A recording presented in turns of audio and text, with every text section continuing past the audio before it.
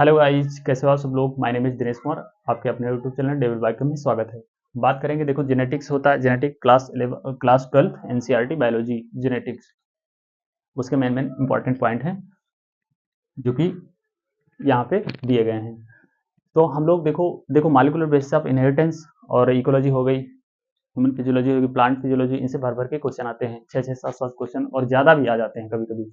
तो जैसे कि ये ट्रेंड में है, इसके सिंबल पूछे। देखो जो ह्यूमन की पेडिग्री एनालिसिस होती है, उसके सिंबल क्या क्या होते हैं वो पूछे जाते हैं कि बताओ ये सिंबल किसको रिप्रेजेंट करता है, तो उसके बारे में दिया गया है। ठीक, एनसीईआरटी में लिखा है ये जो सिंबल होता है ना, ये मेल को रिप्रेजेंट करता है, और जो ये सिंबल होता है, जो सर्किल दिया होता है, ये फीमेल को रिप्रेजेंट करता है, और ये जो तिरछा डिब्बा होता है, ये सेक्स अनस्पेसिफाइड होता है, मतलब सेक्स का कोई स्पेसिफाई नहीं है कि मेल है कि फीमेल है। अच्छा, ये जो डिब्बे होते हैं, ये अफेक्टेड इंडिविजुअल को शो करता है। जो भरे होते हैं, डार्क होते हैं, जो अफेक्टेड इंडिविजुअल को शो करते हैं, मतलब इनके इंडिविजुअल अफेक्टेड है डिसीज से, उनको बीमारी है। अगर ये डिब्बा है और ये गोला से एक सर्किल से जुड़ा है एक लाइन से, तो ये मेटिंग होती है।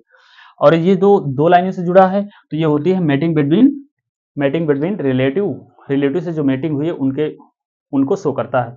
और ये जो ब्रैकेट में चीज लिखी होती है ना, बहुत इंपॉर्टेंट एनसीईआरटी में होती है, और बोल्ड लेटर की भी बहुत इंपॉर्टेंट चीजें होती हैं, उनको याद रखना है आपको, क्योंकि आपने देखा होगा अब की बार बहुत सारे क्वेश्चन बोल्ड लेटर से आए हैं।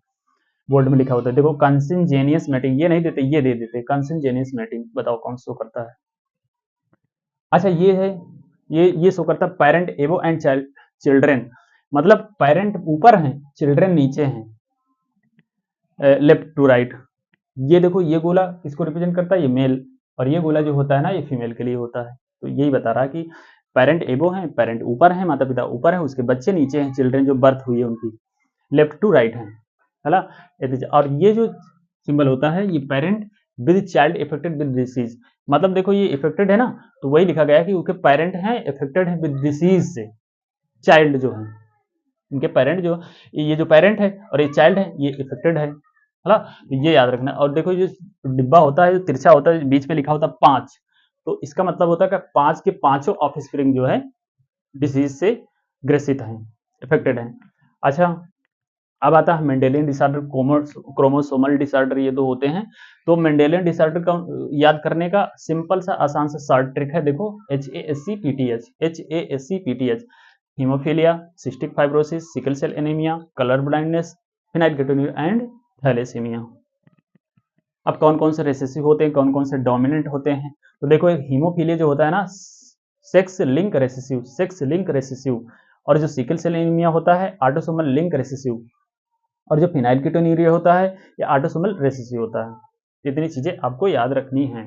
दूसरा क्या होगा, क्रोमोसोमल डिसऑर्डर, मतलब क्रोमोसोम से डिसऑर्डर, क्रोमोसोम जिसमें अफेक्टेड होते हैं उनके डिसऑर्डर कौन कौन से होते हैं, तो डक्ट याद रखना है, DCT, Down syndrome, Klinefelter syndrome, Turner syndrome.